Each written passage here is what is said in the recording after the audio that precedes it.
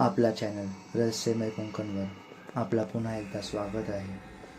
आजचा हा अनुभव कोकणातील एका घाट रस्त्याचा अनुभव आहे. ही घटना जवळपास 3 वर्षापूर्वीची आहे. माझे वडील यांचा टुरिस्ट कार हा व्यवसाय आहे. ते कोकणातले किंवा इतर जागेचे भाडे मारायचे. असंच एके दिवशी त्यांना कोकणाचा भाडा आला. आजच्या रात्रीला निघून दुसऱ्या दिवशी पुन्हा मुंबईसाठी निघायचं असं ठरलं गेलं. कोकणात जाताना बरेच घाट लागतात.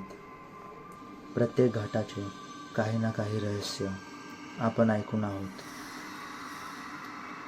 तसंच काहीसा अनुभव त्या रात्री माझ्या वडिलांना आला. ते त्या रात्रीचा भाडा घेऊन कोकणाकडे निघाले.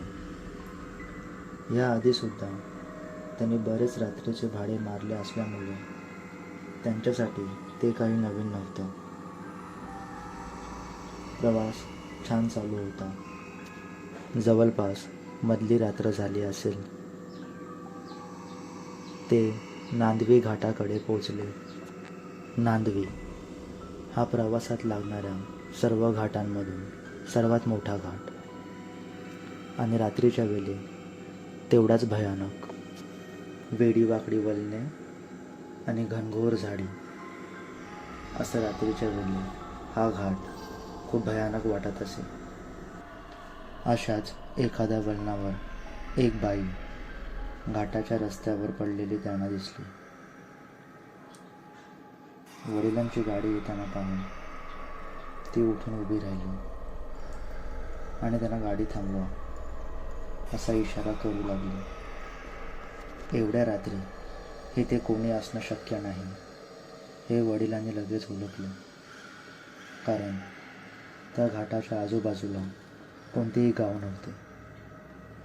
त्याने गाडीचा वेग वाढवला आणि तिच्या बाजूने गाडी नेली. गाडी तिच्या बाजूने नेताच मागून मोठ्याने किंकाळीचा आवाज येऊ लागला. वडिलांनी मागच्या मिररमध्ये पाहिलं तर ती बाई गाडीचा पाठलाग करत येत होती. हे पाहून त्यांना प्रचंड भीतीने घाम फुटला. भीतीने त्यांचा गाडीवरचा ताबा सुटू लागला. देवाचा आणि आई भवानीचं नामस्मरण करत त्याने गाडीवरचा ताबा मिळवला. घडत असलेला प्रकार गाडीमध्ये बसलेले प्रवासी घेत होते. तेही प्रचंड घाबरले होते. कोणी काही बोलत नव्हतं. सर्व देवाचं नाव घेत होते. काही वेळामध्येच घाट संपणार होता. वडिलांनी खूप हिंमत करून पुन्हा बॅक मिररमध्ये पाहिलं. ती बाई दिसेनाशी झाली होती. पुढे जाऊन काही क्षणात एक मंदिर लागला. वडिलांनी गाडी त्या मंदिराकडे लावली. गाडी मंदिराच्या बाजूला लावताच सर्वजण खाली उतरले. एक मोठा श्वास घेतला. देवासमोर हात जोडले आणि या भयानक प्रसंगापासून वाचवलं ह्याचे आभार मानले.